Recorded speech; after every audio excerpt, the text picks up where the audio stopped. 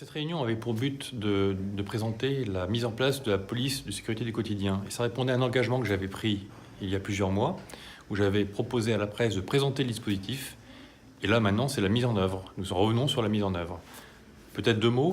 C'est une politique qui a été mise en place après une large consultation interne au sein de la police nationale et de la gendarmerie nationale, avec ensuite des consultations avec les élus. Et puis à partir de là, nous avons fait un diagnostic et regardé comment mettre en place un dispositif qui convienne le mieux pour répondre aux attentes des uns et des autres pour lutter contre la délinquance. En chiffres, ce qu'on peut dire, ce qu'on peut donner, c'est des évolutions qui sont des évolutions savoyardes depuis le début de l'année. Nous avons en Savoie une hausse conséquente des atteintes aux personnes et en particulier des violences volontaires. Et dans ces violences volontaires, en particulier des violences intrafamiliales et notamment des violences conjugales. Donc ça, c'est quelque chose qui est pour nous un axe de travail fondamental. C'est répondre le plus efficacement possible à cette violence qui croît, notamment au sein des familles, et notamment à l'encontre des femmes et parfois des enfants. Inversement, le côté positif, c'est une forte baisse très conséquente de l'ensemble des atteintes aux biens. Atteinte aux biens, donc vol, tout ce qui est véhicules, dans les véhicules, dégradation, etc. Et également, de façon très conséquente, une forte baisse de l'ordre de 30% des vols avec effraction, donc des cambriolages, notamment dans les résidences principales. Alors, s'agissant de la police de sécurité du quotidien et de sa démarche, en fait, il y a eu plusieurs phases pour arriver au dispositif qui est mis en place depuis 2-3 mois.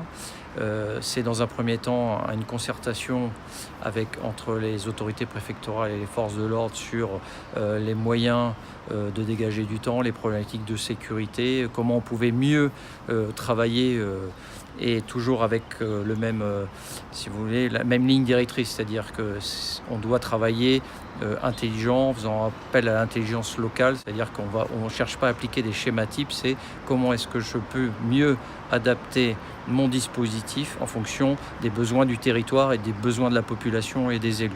Voilà, et ça décliné jusqu'à l'échelon local.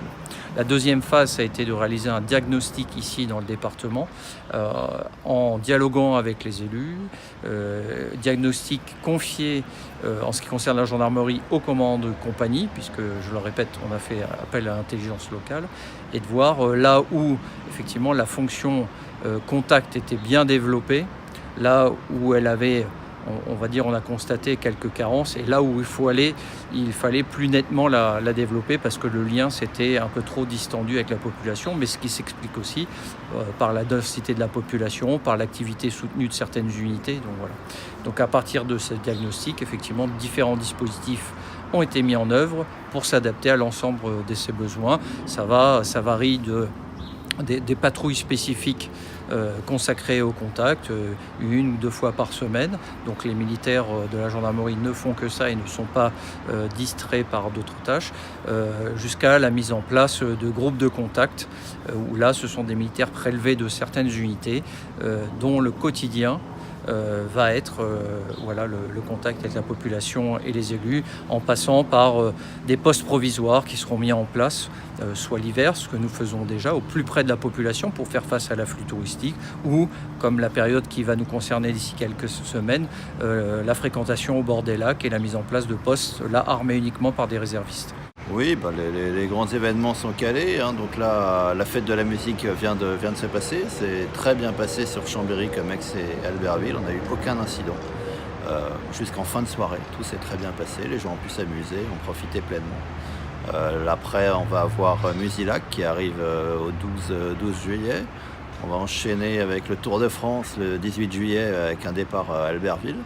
Et puis après, dans le courant de l'été, les quelques festivals pour Chambéry, Podium RTL2 et Fun Radio, je crois, au Curial, et puis Albertville, les Médiévales à Conflans, et puis quelques autres événements ex. Voilà. Mais on se cale là-dessus, on prépare chaque événement en intégrant à la fois le domaine sécurité publique, et puis maintenant à chaque fois, on prend en compte évidemment le domaine antiterroriste pour faire en sorte que déjà aucun véhicule bélier ne puisse s'implanter sur le périmètre, et puis ailleurs pouvoir agir le plus rapidement possible en cas d'incident.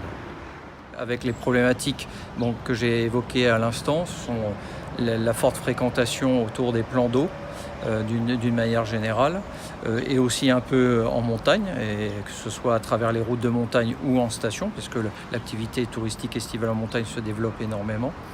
Les problématiques de sécurité dans les déplacements de toute cette population, puisqu'il faut l'accompagner et sécuriser. Les problématiques aussi transfrontalières qui se développent avec l'ouverture de 2 cols du col de Petit Saint-Bernard et du Mont-Cenis aussi à intégrer.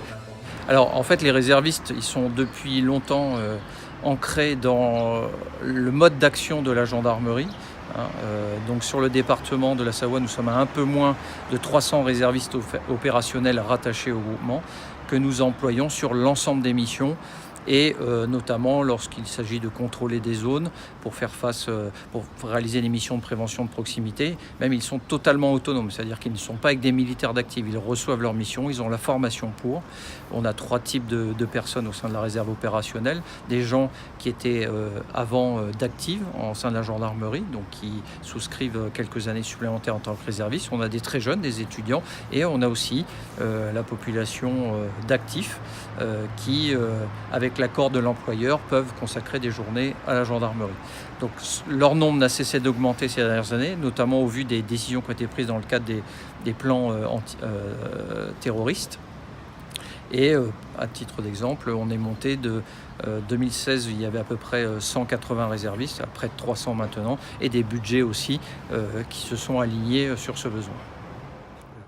Alors je dirais que c'est un dispositif qui monte en gamme actuellement, qui donnera lieu à une évaluation pour voir si ça correspond à ce qui était attendu, si les résultats escomptés ont été produits.